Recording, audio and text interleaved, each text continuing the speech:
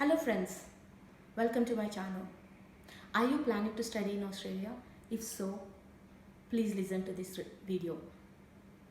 Once upon a time, at a large mountainside, there was an eagle nest with 4 large eggs inside. One day, a mild earthquake rocked the mountain, causing the eggs to roll down into a chicken farm located in the valley below. The hens instinctively joined together to protect the eagle eggs, treating it as one of their own. And after some time, the eagle eggs hatched and a beautiful eagle egg was born. The mother hens raised the eagle egg to be a chicken. And the eagle loved his home and the family, but his spirit was crying out for something else.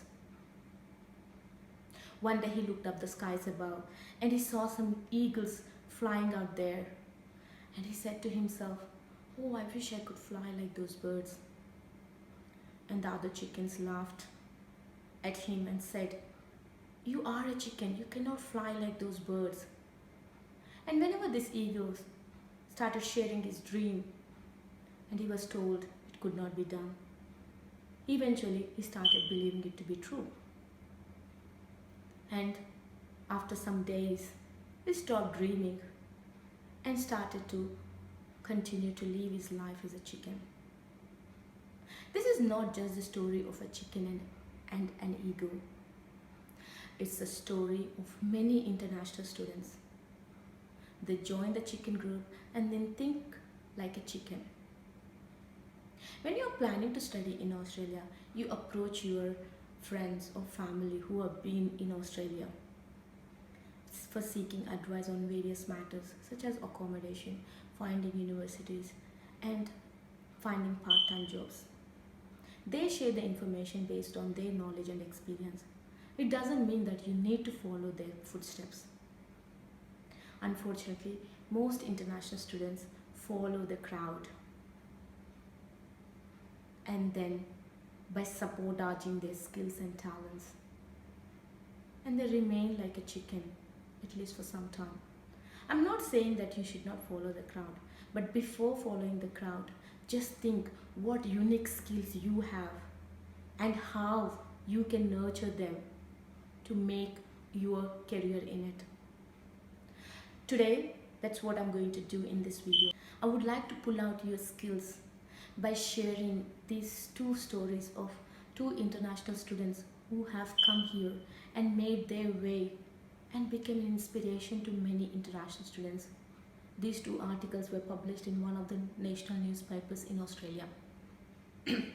Radhika Shah, a student who came to Australia to study a degree in web designing.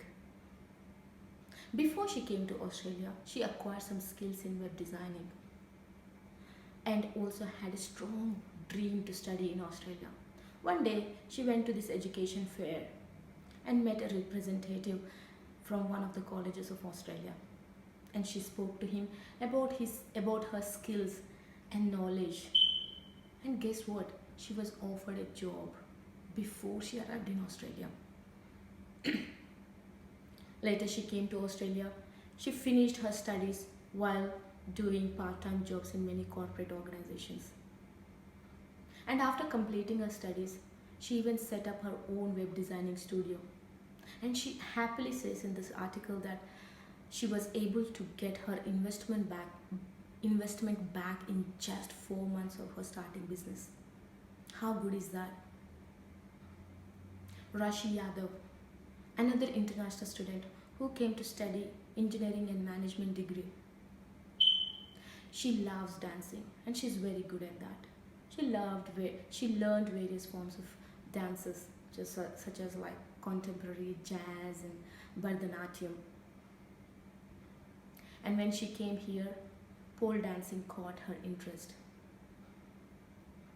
And she started working as a pole dancer.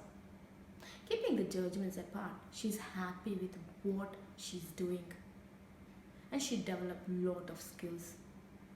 And she was also saying that she performed this dance show with many other professionals at a festival. And she even pull the confidence to start her own podcast. Let's be rational. When you interpret these two stories, what you find?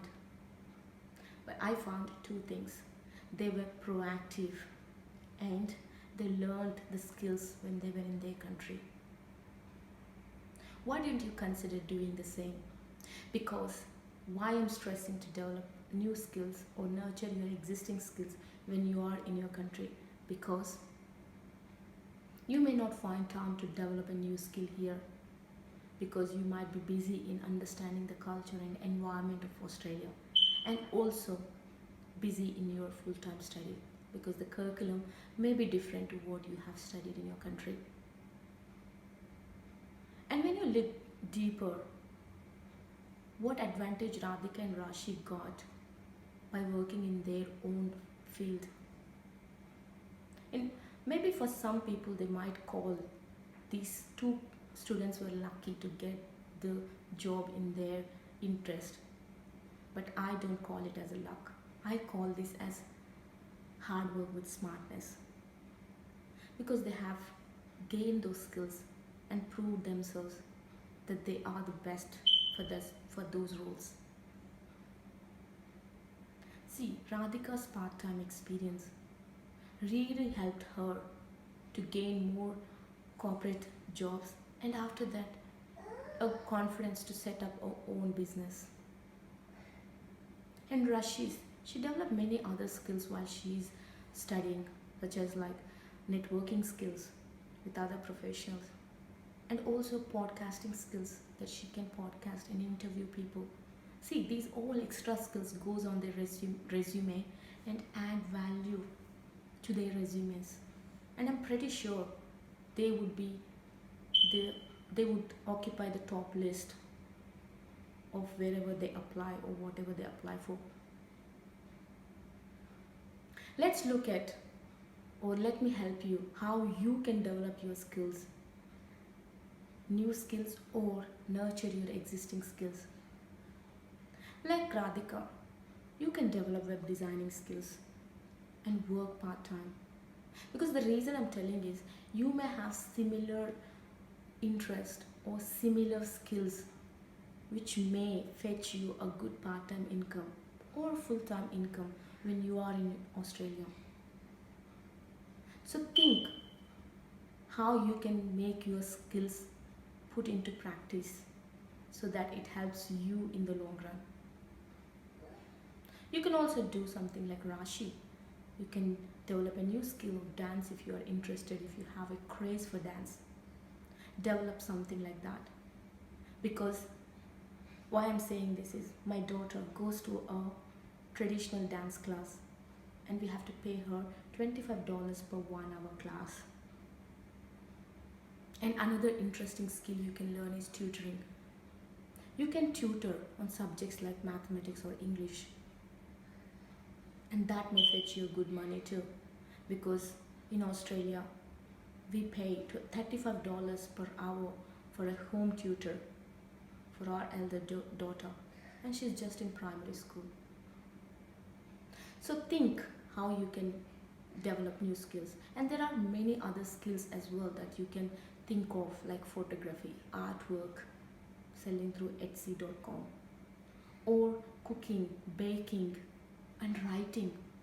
I really love and encourage you to develop writing skill, because this has got many other advantages, that you can write for blogs of your interest which you can get paid very nice amount, and also you can help co-students in writing their assignments for a fee, and also it helps in their future in the long run wherever you go, because it helps you to express your thoughts and ideas clearly and concisely. Just think what skills you can develop. If you ask me what skills I have developed, I say data entry skills. These really help me to sustain in my job as a contractor and an international student during recession time as well, because I was able to process double the quantity than an average full-time employee does. For example, if they are processing about 20 records a day and I was able to process 50 records a day, so that helped me to sustain in that job for longer time. Just think, if you have a particular skill and you don't know how to monetize it or how to look for a job in that area, please let me know in comments. I can help you out.